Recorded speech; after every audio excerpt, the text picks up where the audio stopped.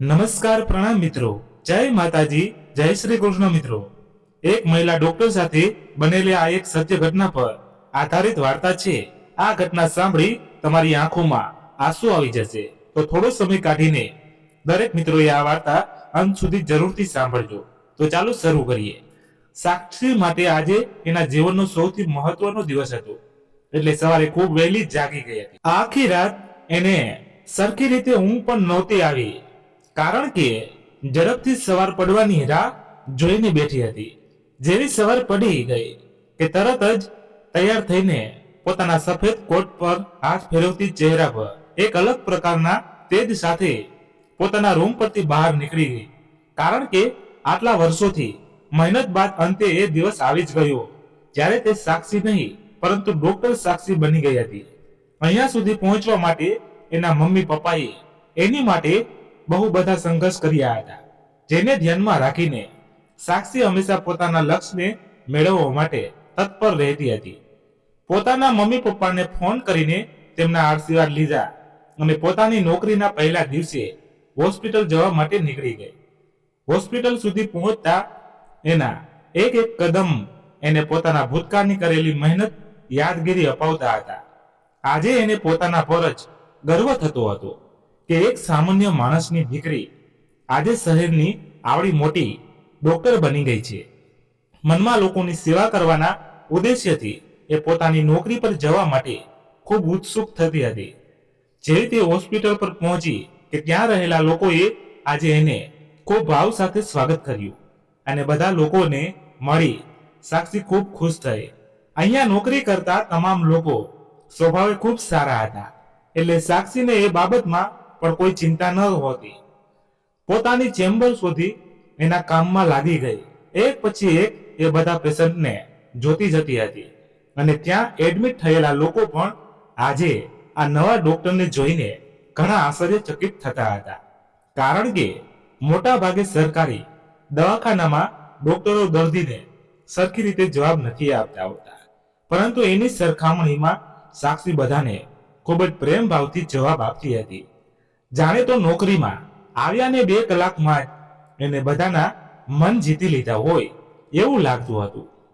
એની હોસ્પિટલમાં કામ કરતા એક વૃદ્ધ માજી જે પટ્ટાવાળાની નોકરી કરતા હતા અને ત્યાં રહેલા તમામ લોકો બસ એને ઓર્ડર આપીને જ કામ કરાવતા હતા। આ જોઈ સાક્ષી એના સ્ટાફના તમામ લોકોને કહેવા લાગી કે તમે આવી રીતે ઓર્ડર કરીને એમની પાસે કામ ના કરાવી શકો, એમનું કામ ફક્ત સાફ સફાઈ પૂરતું છે। અને પછી આ માજીને પણ કહેવા લાગી કે માજી, તમારે આ બધું કરવાની કોઈ જરૂર નથી, બસ તમે તમારું કામ પતાવીને નીકળી શકો છો। આજે પહેલી વાર આ વૃદ્ધ મહિલાને કોઈ ડોક્ટરે એટલું મહાન સન્માન આપ્યું હતું। એ જોઈને એમને સાક્ષી પ્રત્યે થોડી વધારે સહાનુભૂતિ આવી ગઈ। ફરી સાક્ષી પોતાની કેબિનમાં જઈને બેસી ગઈ। ટેબલ પર એણે એના મમ્મી પપ્પાની નાનકડી એવી તસવીર રાખી દીધી, કારણ કે એણે નક્કી કર્યું હતું કે એની સફળતામાં સૌથી પહેલા એના મમ્મી પપ્પા આગળના સ્થાને રહેશે। એટલે પોતાની ખુરશી પર બેઠી એ એના મમ્મી પપ્પાની તસવીર સામે હસતા ચહેરે જોતી હતી અને એને જોતા જ એ પોતાના ભૂતકાળમાં ગરકાવ થઈ ગઈ।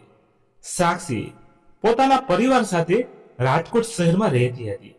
એના પરિવારમાં એના પપ્પા સુરેશભાઈ અને મમ્મી સંધ્યાબેન એમની સાથે રહેતા હતા।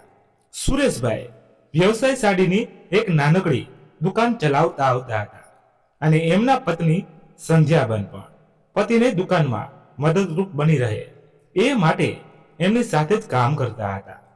ભગવાને આ બંનેને સંતાનમાં કંઈ આપ્યું ન હતું, એટલે લગ્નના ઘણા વર્ષો બાદ તેમણે અનાથ આશ્રમમાંથી એક બાળકને દત્તક લીધું હતું અને એ બાળક બીજું કોઈ નહીં પણ એમની આ એકની એક દીકરી સાક્ષી હતી। પરંતુ સાક્ષીને આજ સુધી એ વાતની આ બંને જણાએ ભૂલથી પણ જાણ થવા નહોતી દીધી। અતિ મધ્યમ વર્ગીય પરિસ્થિતિમાં રહેતો આ પરિવાર પોતાની ખુશખુશાલ જિંદગી જીવતો હતો। સુરેશભાઈના પરિવારમાં ફક્ત એના પિતા અને પત્ની હતા। ગંભીર બીમારીના લીધે એમના પિતાનું પણ અવસાન થઈ ગયું અને ત્યારબાદ આ બંને પતિ પત્ની રાજકોટ શહેરમાં એમનો નાનકડો ધંધો લઈને પોતાની જિંદગી જીવતા હતા. કુટુંબીજનો પણ એમની સાથે કંઈ ખાસ એવો વ્યવહાર રાખતા ન હતા, કારણ કે પરિસ્થિતિના લીધે સંબંધીઓ એમની સાથે બોલતા પણ અચકાતા હતા. સુરેશભાઈના બાપ દાદાની મિલકત પણ ઘણી વધારે હતી, પણ એમના કાકાએ છેતરપિંડી કરીને બધી જ મિલકત પોતાના નામે કરાવી દીધી અને આડીઅવળી વાતો કરીને મિલકતમાંથી બધો જ હિસ્સો કાપી નાખ્યો. સુરેશભાઈના પિતા પણ ઘણા શાંત અને ભોળા સ્વભાવના હતા, જેના લીધે એમણે બધું જ કુરબાન કરીને એમના પરિવારને લઈને રાજકોટ શહેરમાં આવી ગયા અને સમયની સાથે સુરેશભાઈના પરિવારમાં ફક્ત એના પત્ની અને પોતે જ રહી ગયા. સાક્ષીને દત્તક લીધા પછી આ બંને પતિ પત્નીની જિંદગીમાં ખુશીનું એક કારણ આવી ગયું, કારણ કે ભગવાને તો એમના માતા પિતા બનવાનું સુખ નહોતું આપ્યું, પણ આ નાનકડી દીકરીને દત્તક લઈને એમણે પોતાના હૃદયના ઊંડાણમાં રહેલા સપનાને પૂરું કર્યું હતું. જ્યારે તેઓ સાક્ષીને પોતાના ઘરે લઈને આવ્યા હતા ત્યારે તેમના ઘરની પરિસ્થિતિઓ ઘણી નબળી હતી.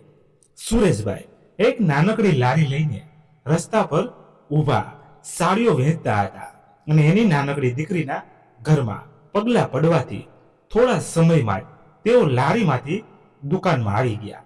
જે માણસ લારી પર ઊભો તડકાનો ધંધો કરતો હતો એ જ માણસ હવે એક નાનકડી દુકાનમાં રહીને પોતાનો ધંધો લઈને બેઠો હતો અને પોતાની આ સુધરેલી પરિસ્થિતિ માટે એ સાક્ષીને જ ભાગ્યશાળી સમજતા હતા. સાક્ષીને તેઓ પોતાની સગી દીકરી કરતા પણ વિશેષ સાચવતા હતા અને એમ કહીએ તો પણ ચાલે કે સુરેશભાઈ અને સંધ્યાબેનનું હૃદય જ સાક્ષી હતી. બધાની જિંદગી આવી જ રીતે પસાર થતી ગઈ. ભલે સુરેશભાઈને પોતાના ઘરને ચલાવવામાં ઘણી મુશ્કેલીઓ પડતી, પણ એને ક્યારેય એની દીકરીને ખબર પડવા નહોતી દીધી કે પોતાના પિતા આખરી મહેનત કરીને એને ભણાવી રહ્યા છે. સાક્ષી પણ ભણવામાં ખૂબ હોશિયાર હતી, એટલે સુરેશભાઈનું પણ સપનું હતું કે સાક્ષી મોટી થઈને કંઈક સારું બને, જેને લઈને અત્યારથી જ એના માટે રૂપિયા ભેગા કરવાની મથામણ કરતા હતા. સમયની સાથે સાક્ષી પણ મોટી થતી ગઈ અને પછી 12 સાયન્સમાં 90% મેળવીને એને આખા શહેરમાં પ્રથમ સ્થાન મેળવી લીધું. એક સામાન્ય માણસની દીકરી આજે શહેરમાં ટોપ કર્યું હતું. એ સાંભળીને જ આ બંને માતા પિતાને પોતાની દીકરી પર ખૂબ ગર્વ થતો હતો. એટલે સુરેશભાઈએ પણ વિચાર્યું કે ભલે હજુ પોતાને મહેનત કરવી પડે, પણ એની દીકરીને ડોક્ટર બનાવીને જ રહેશે. પરંતુ સાક્ષી એના મમ્મી પપ્પાની હાલત સારી રીતે સમજતી હતી, એટલે ડોક્ટર બનવાનું ના પાડતી હતી, પણ દિલથી તો એ પણ એક ડોક્ટર બનવા જ માંગતી હતી. એટલે અંતે પોતાની ઈચ્છા એના માતા પિતાનો નિર્ણય સાંભળીને એને પણ ડોક્ટરના અભ્યાસ માટે રાજી થઈ ગઈ. થોડી ઘણી જાણકારી મેળવ્યા બાદ સુરેશભાઈએ નક્કી કર્યું કે સાક્ષીને મુંબઈ શહેરમાં અભ્યાસ માટે મોકલી દઈએ. અત્યારે એ ત્યાં જઈને અભ્યાસ કરવા લાગશે અને પછી આગળ કોઈ તક મળશે તો એનો લાભ લઈને એને બીજે પણ ભણવા માટે મોકલી દઈશું. પોતાની દીકરીને આમ એકલા બીજા શહેરમાં મોકલવી એમના માટે થોડું અઘરું બનતું હતું, એટલે અંતે એમણે નક્કી કર્યું કે થોડા દિવસ માટે સાક્ષીને ત્યાં હોસ્ટેલમાં મૂકી દે અને પછી આ બંને પતિ પત્ની પણ મુંબઈ શહેરમાં જતા રહેશે. એટલે સુરેશભાઈએ બધી તૈયારીઓ કરીને પોતાની લાડકી દીકરીને મુંબઈ શહેરમાં મૂકવા માટે ઘરેથી રવાના થયા. આખા રસ્તા પર તેઓ સાક્ષીને બસ શિખામણ જ આપતા હતા કે મોટા શહેરમાં એને સૌથી પહેલા પોતાનું ધ્યાન રાખવું પડશે, કારણ કે અત્યારનો સમય ખૂબ ખરાબ ચાલી રહ્યો છે, જેથી એમને પણ સાક્ષીની ચિંતા થતી રહેશે. એટલે પોતાના પપ્પાની ચિંતાને ઓછી કરવા માટે સાક્ષી એમને દિલાસો આપ્યા કરતી કે પપ્પા, તમે ચિંતા ના કરતા, હું મારું સારી રીતે ધ્યાન રાખીશ અને તમને સમયસર ફોન કરતી રહીશ.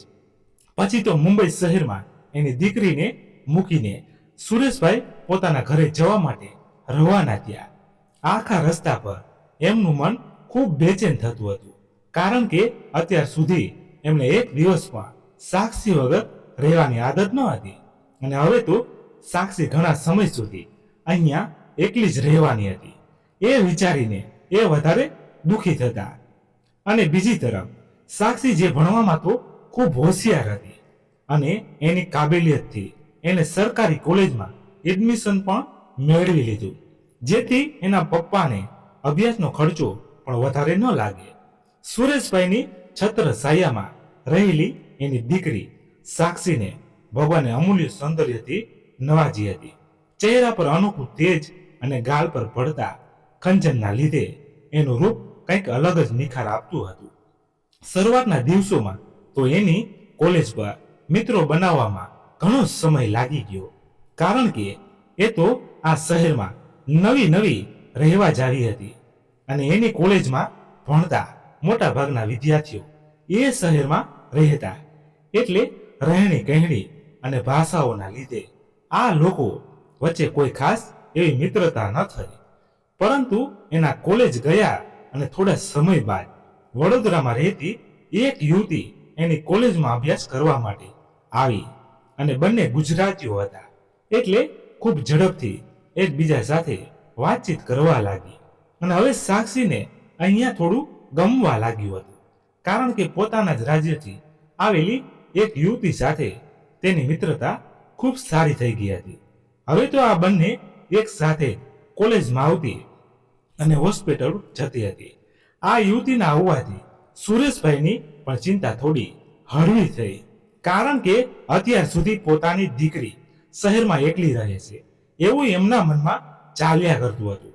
પણ આ યુવતીના આવવાના લીધે હવે સાક્ષી થોડી વધારે ખુશ રહેવા લાગી હતી, એટલે સુરેશભાઈના મનમાં આવતા વિચારો પણ થોભી ગયા હતા. આમ કરતા સમય ઘણો વધારે પસાર થઈ ગયો, અને નક્કી કર્યા મુજબ સુરેશભાઈએ પણ એમની પત્નીને જણાવ્યું કે હવે આપણે દીકરી પાસે મુંબઈ જતે રહેવું જોઈએ, કારણ કે વધારે સમય સુધી એને એકલી રાખવી એ સારું ન લાગે. એટલે એક દિવસ બંને પતિ પત્ની બેઠા બેઠા આ બાબતમાં વાતચીત કરતા હતા. પછી સુરેશભાઈ કહેવા લાગ્યા કે બસ હવે એકાદ મહિના અહીંયા રહી લઈએ, પછી મુંબઈ જવાની વ્યવસ્થા કરી નાખીએ. પોતાના મમ્મી પપ્પા હવે એક મહિનામાં મુંબઈ આવતા રહેશે. એ વાત સાંભળી સાક્ષી તો ખૂબ ખુશ થઈ ગઈ, કારણ કે એને પણ પોતાનું ઘર ખૂબ યાદ આવતું હતું, અને આ બંને પણ પોતાની દીકરી પાસે જતા રહેશે એ વિચારીને ઘણા ખુશ થતા હતા.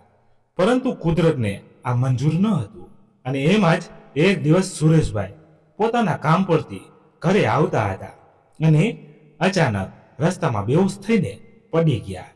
આસપાસ રહેલા લોકોએ તેમની મદદ કરી એને હોસ્પિટલ સુધી પહોંચાડ્યા, પરંતુ હોસ્પિટલમાંથી એવું જાણવા મળ્યું કે સુરેશભાઈ મૃત્યુ પામ્યા છે. તેની આસપાસ પોતાનું ઓળખીતું કોઈ હાજર ન હતું. પછી ડોક્ટર એમના મોબાઈલ ફોનમાંથી એમને પત્નીને ફોન કર્યો, અને જેવી સંધ્યાબેનને આ વાતની ખબર પડી કે એમના તો જાણે હોશ જ ઉડી ગયા, કારણ કે થોડા દિવસોમાં જ આ બંને પોતાની દીકરી પાસે જતા રહેવાના હતા. અને અચાનક ભગવાને એમના પર આવી અણધારી મુસીબત આપી. સંધ્યાબેન ફોનમાં એક પણ શબ્દ બોલી ન શક્યા, અને ખુલ્લા પગે જ હોસ્પિટલ સુધી દોડવા લાગ્યા. આખા રસ્તા પર તેઓ ગાંડા દૂર બનીને દોડતા હતા.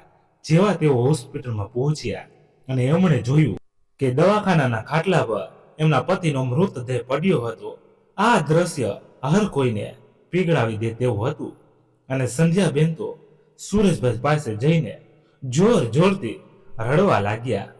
એમની હાલત શબ્દોમાં વર્ણવી શકાય એવી પણ ન હતી. અને એ જ સમયે સંધ્યાબેનના ફોન પર એની દીકરી સાક્ષીનો ફોન આવ્યો. સંધ્યાબેનમાં એટલી પણ હિંમત ન હતી કે સાક્ષીને શું બન્યું છે એ જણાવી શકે, એટલે પહેલા તો એમણે સાક્ષીનો ફોન ઉંચકાવ્યો નહીં, પરંતુ થોડી વાર રહીને સાક્ષીનો ફરી ફોન આવી રહ્યો હતો. એટલે જેવું સંધ્યાબેન ફોન ઉંચકાવ્યો કે સાક્ષીને કહેવા લાગી કે મમ્મી પપ્પા એનો ફોન નથી ઉપાડી રહ્યા, તેઓ ક્યાં ગયા છે, મારે એમને એક ખુશખબરી આપવી છે. પરંતુ સંધ્યાબેન રડતા રડતા ફક્ત એટલું જ બોલી શક્યા કે દીકરી, તારા પપ્પા આટલું બોલીએ ખૂબ આકરા લાગ્યા. એટલે સાક્ષી પણ થોડી ગભરાઈ ગઈ, કારણ કે એના મમ્મીએ એને ક્યારેય પણ આવી રીતે રડતા નહોતા જોયા. પછી તો એ ગભરાઈને એના મમ્મીને સુરેશભાઈ વિશે પૂછવા લાગી અને પછી સંધ્યાબેનને એના પપ્પાની વાત કરી. આ સાંભળતા તો સાક્ષીના પગ નીચેથી જાણે જમીન સરકી ગઈ હોય એવું એને લાગતું હતું, કારણ કે એક જ ઝાટકામાં ભગવાને એની જિંદગીનો મુખ્ય આધાર છીનવી લીધો હતો. એ તો બિચારી એના પપ્પાને પોતાની પરીક્ષાનું પરિણામ આવી ગયું છે એની ખુશખબરી દેવા માટે ક્યારની ફોન કરતી હતી, પરંતુ એને તો ખુશખબરીના બદલામાં કંઈક બીજી જ ખબર જાણવા મળી. આ સાંભળી સાક્ષી પણ પોતાને રોકી ન શકી અને એ પણ રડવા લાગી. પછી તો તે તરત જ પોતાના ઘરે આવવા માટે નીકળી ગઈ, કારણ કે એના મમ્મી ત્યાં એકલા છે એ વિચારીને એ પોતાને રોકી ન શકી અને તરત જ પોતાનો સામાન લઈને ઘરે આવવા માટે નીકળી ગઈ. જે સાક્ષી પોતાના પપ્પાને એની પરીક્ષાનું પરિણામ સંભાળવા માંગતી હતી, એ જ એના પપ્પા આજે જમીન પર બેચેન થઈને પડ્યા હતા. જેવી રીતે પોતાના ઘરે પહોંચી અને જોયું તો એના પપ્પા મૃત્યુ પામી ગયા હતા અને એને પોતાના પપ્પા પાસે જઈને એવું હૈયાપાટ રુદન કર્યું કે સંધ્યાબેન પણ સતત રડતા જ રહ્યા. આ બંને મા દીકરીનું દુઃખ એકબીજાથી વધારે કોઈ સમજતું ન હતું. એક જ ઝટકામાં ભગવાને આ પરિવારને વેર વિખેર કરી નાખ્યો હતો. પછી તો સુરેશભાઈની અંતિમ ક્રિયાવિધિ પતાવ્યા બાદ સાક્ષી સંધ્યાબેનને કહેવા લાગી કે મમ્મી, હવે તમારે અહીંયા રહેવાનો કોઈ મતલબ નથી. આપણે બંને મુંબઈ જતા રહીએ. ત્યાં રહીને હું મારો અભ્યાસ પણ પૂરો કરી નાખીશ અને ઝડપથી કામ પર લાગી જઈશ, જેથી તમારે હવે આવા ખોટા ઢસરડા ન કરવા પડે. પરંતુ હવે તો મુંબઈ જવું બિલકુલ શક્ય ન હતું, કારણ કે સાક્ષીનો પણ અભ્યાસ શરૂ હતો અને એમ તો ઘર કેવી રીતે ચાલે એ સવાલ સંધ્યાબેનને સતાવતો હતો. એટલે એમણે સાક્ષીને સમજાવતા કહ્યું કે બેટા, હું જાણું છું કે હવે મારો અહીંયા રહેવાનો કોઈ મતલબ નથી, પણ તું એકવાર વિચાર કર કે હવે તારા પપ્પા હાજર નથી. હવે આપણે બંને મહેનત કરીને જ આપણી જિંદગી જીવવી પડશે. એટલે જ્યાં સુધી તારો અભ્યાસ પૂરો ન થઈ જાય ત્યાં સુધી હું અહીંયા જ તારા પપ્પાની દુકાન સંભાળી લઈશ અને એમાંથી જે કંઈ પણ રૂપિયા મળે એમાંથી આપણું ઘર ચલાવી લઈશ. તું જરા પણ ચિંતા ન કરતી. તારા પપ્પાનું સપનું હું જરૂરથી પૂરું કરીશ. પછી તો થોડા દિવસ પોતાના ઘરે રહીને સાક્ષી ફરી મુંબઈ જવા માટે નીકળી ગઈ, કારણ કે હવે તો તેને ડોક્ટર બનવાનું સપનું વધારે ગાઢ બની ગયું હતું. એના પપ્પાના મૃત્યુએ એને થોડી વધારે પોતાના સપનાને હાસિલ કરવા માટે કાબિલ બનાવી દીધી હતી. એક તરફ સંધ્યાબેન ખૂબ મહેનત કરીને એમના પતિની દુકાનને સંભાળતા હતા. શરૂઆતના દિવસોમાં તો એમને ઘણી તકલીફ પડી, કારણ કે જે મહેનત સુરેશભાઈ એમની દુકાનમાં કરતા હતા એ મહેનત સંધ્યાબેનથી નહોતી થતી, કારણ કે તેઓ તો ક્યારેક ક્યારેક દુકાને પતિની મદદ કરવા માટે આવતા હતા. સુરેશભાઈના અવસાનને થોડો સમય થઈ ચૂક્યો હતો. હવે તો આ બંને મા દીકરી પોતાની જિંદગીમાં આગળ વધવા માટે તૈયાર થઈ ગયા હતા, પરંતુ હર એક ક્ષણે એમને સુરેશભાઈની કમી અવારનવાર રડાવી દેતી હતી. એમાં ને એમાં સાક્ષીનો અભ્યાસ પણ પૂરો થઈ ગયો અને પરીક્ષા પણ દેવાઈ ગઈ. વેકેશનના સમયમાં એ પોતાના ઘરે એના મમ્મી પાસે પણ આવી ગઈ. બંને મા દીકરી ખૂબ આતુરતાથી સાક્ષીના પરિણામની રાહ જોઈને બેઠા હતા, કારણ કે આ એની જિંદગીનો સૌથી મહત્વનો દિવસ હતો, જ્યારે એનું અને એના પરિવારનું સપનું પૂરું થવા જઈ રહ્યું હતું અને આખરે સાક્ષીની કાબેલિયત અને એના માતા પિતાની મહેનતથી તે ડોક્ટર જ બની ગઈ. આ ખુશી બંને માટે કંઈક અલગ જ હતી.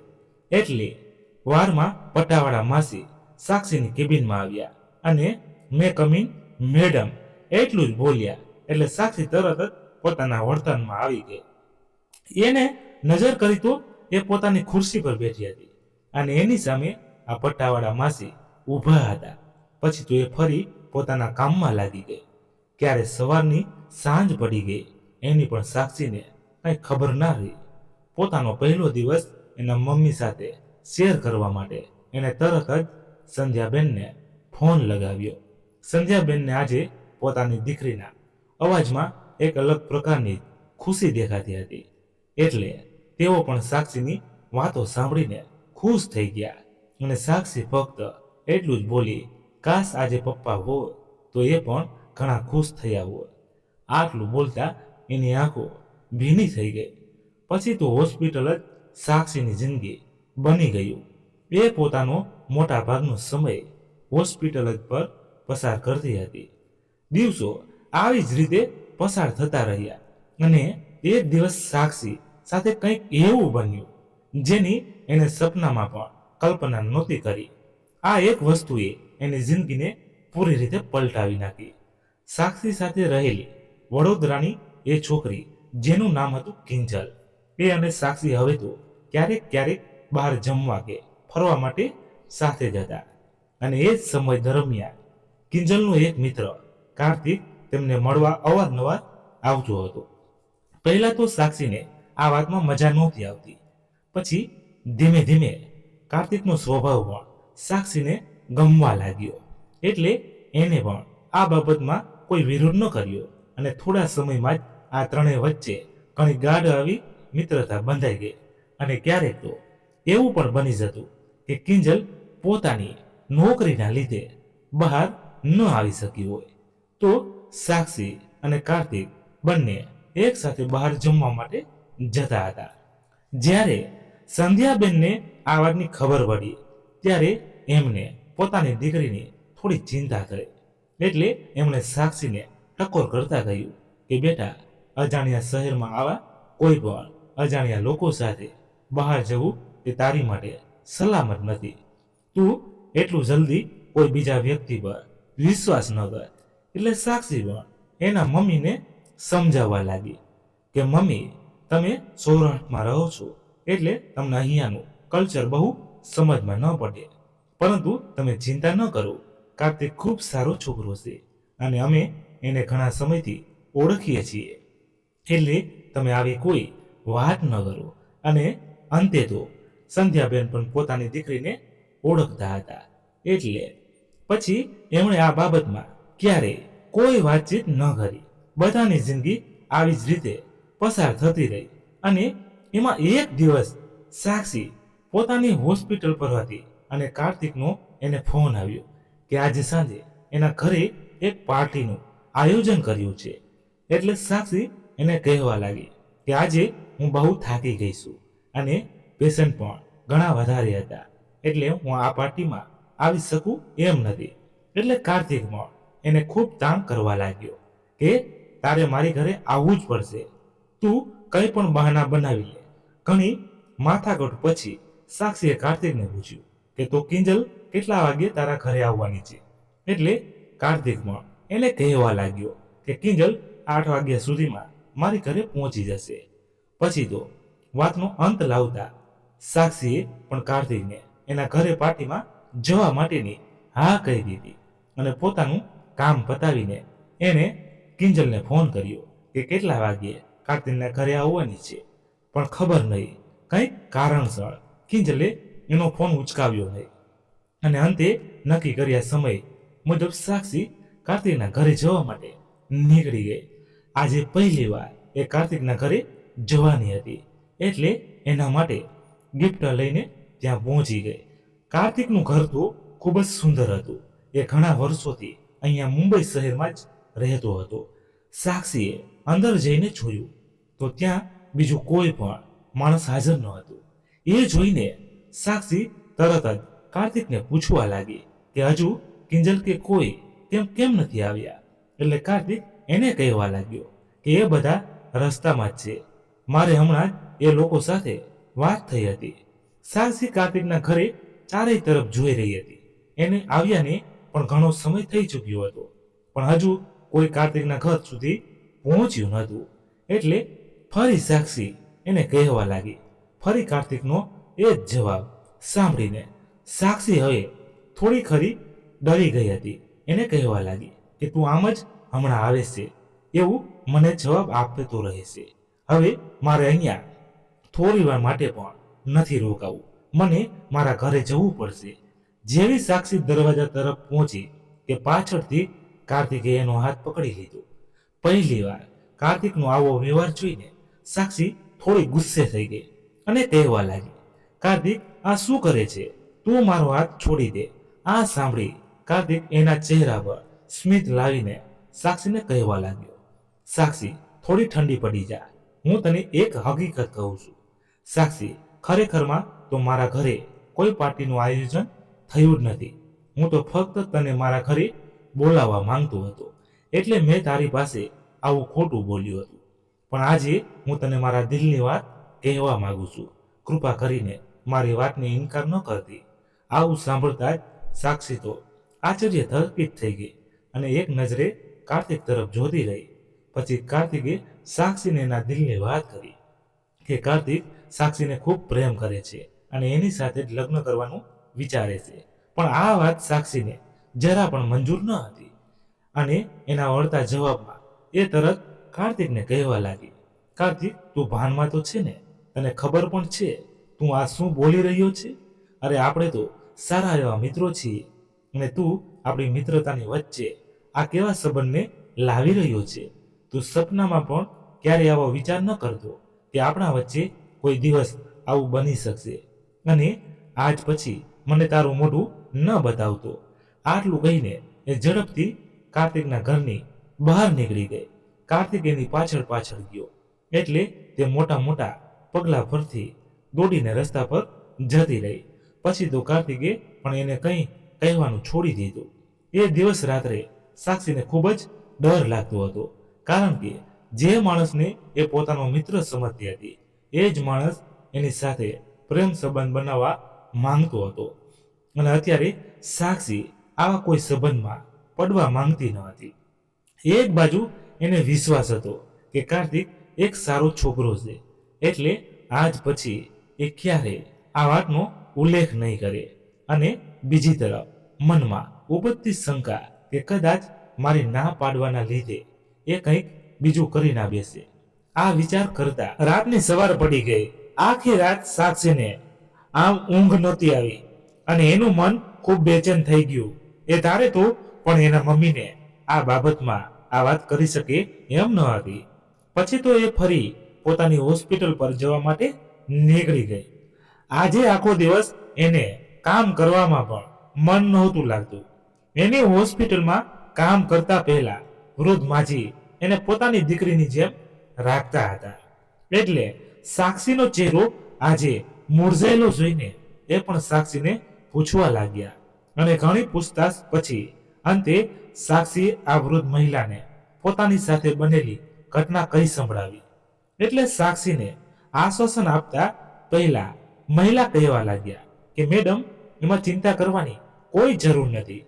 છોકરીઓને તો જીવનમાં આ ઘણા લોકો મળતા જ હોય છે.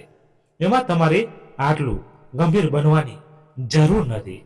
અને જો તમને આ બાબતમાં કોઈ તકલીફ પડે તો ગમે ત્યારે મને જાણ કરી દેજો. હું તમારી મદદ કરવા દોડતી આવીશ.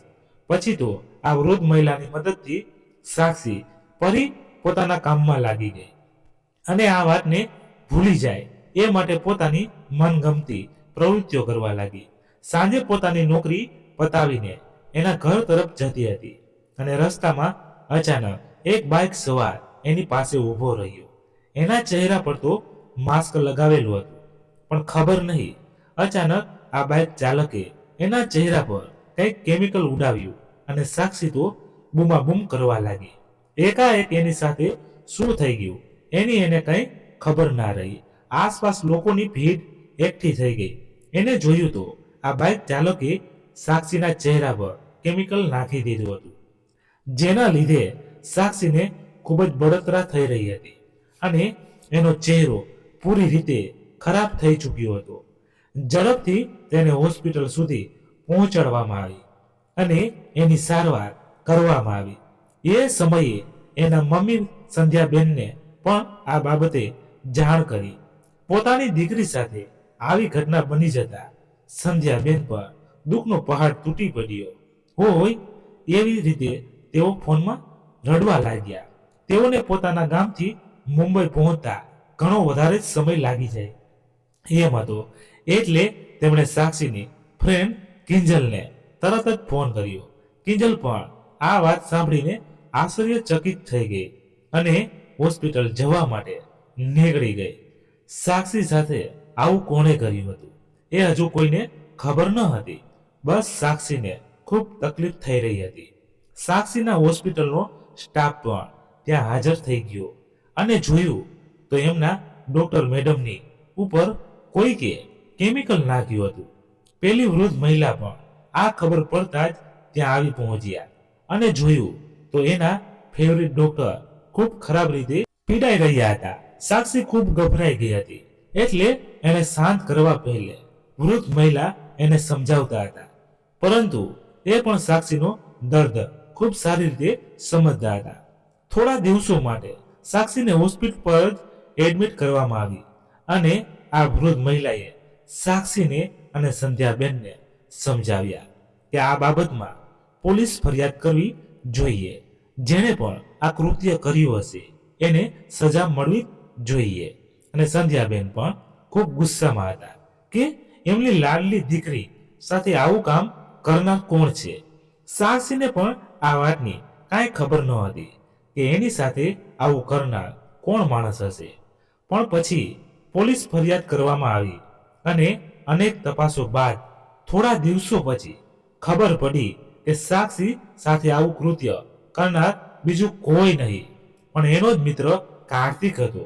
આ સાંભળતો તો સાક્ષી પણ તન બંધ થઈ ગઈ.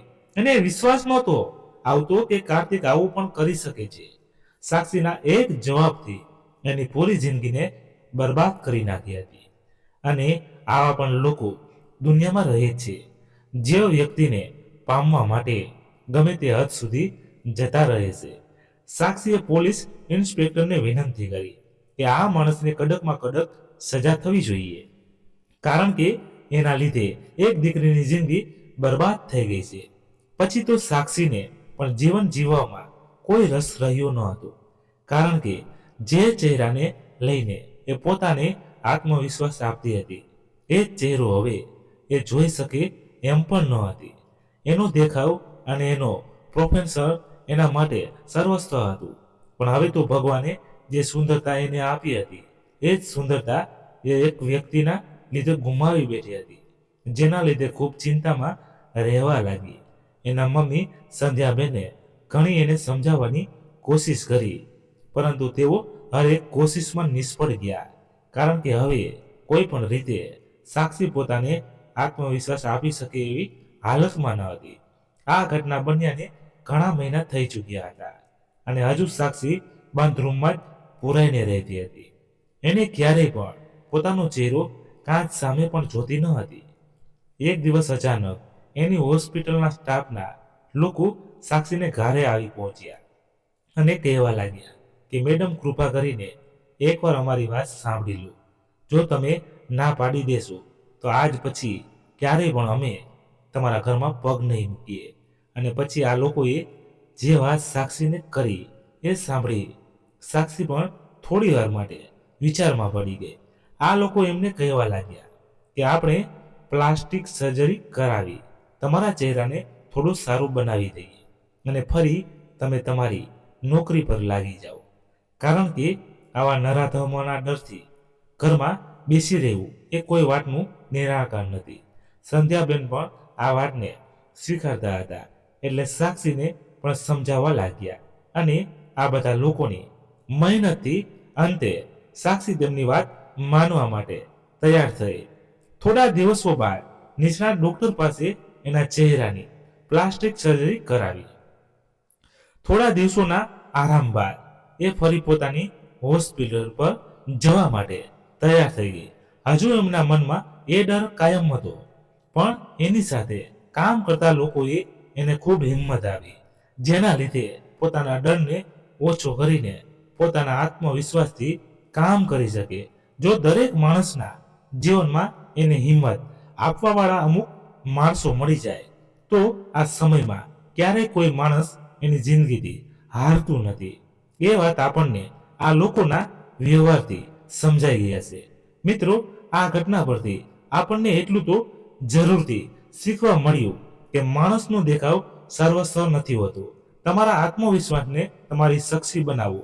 અને દરેક દીકરીઓને પણ કહેવા માંગીશ કે હંમેશા તમારી જિંદગીમાં મિત્રો બનાવતા પહેલા વિચાર કરો, કારણ કે આપણે કોઈ વ્યક્તિને આટલા પણ નથી જાણતા હોતા અને આપણી એક ભૂલ જિંદગી બરબાદ કરી શકે છે. અને ક્યારેય પણ અંધારામાં રહીને કોઈ માણસનો વિશ્વાસ ન કરવો જોઈએ. સાથે એ પણ શીખવા મળ્યું કે જો સાક્ષીના જીવનમાં હતા એવા લોકો દરેક માણસના જીવનમાં હોય તો ક્યારેય કોઈ માણસ દુઃખી મહેસૂસ નહીં કરે. જેથી બની શકે તો તમારી આસપાસ રહેલા લોકોને હિંમત અને આશ્વાસન આપતા રહેજો. મિત્રો, આ વાર્તા આપને પસંદ આવી હોય તો ખાસ આપણી આ ચેનલને સબસ્ક્રાઇબ કરવાનું ભૂલશો નહીં અને એક લાઈક કરી તમારા વધુ મિત્રો સાથે શેર કરજો. વાર્તા આપને સમયસર સાંભળવા મળતી રહે. તેમજ મિત્રો, આ વાર્તા વિશે આપનું શું કહેવું છે તે પણ આપ અમને કોમેન્ટ બોક્સમાં જરૂરથી જણાવજો. તો ફરી મળીશું એક નવી વાર્તા સાથે. ત્યાં સુધી તમારા પરિવાર સાથે મસ્ત રહો, તંદુરસ્ત રહો. જય માતાજી, જય દ્વારકાધીશ. હર હર મહાદેવ, મહાદેવ, મહાદેવ. જય શ્રી રામ, જય બજરંગ બલી.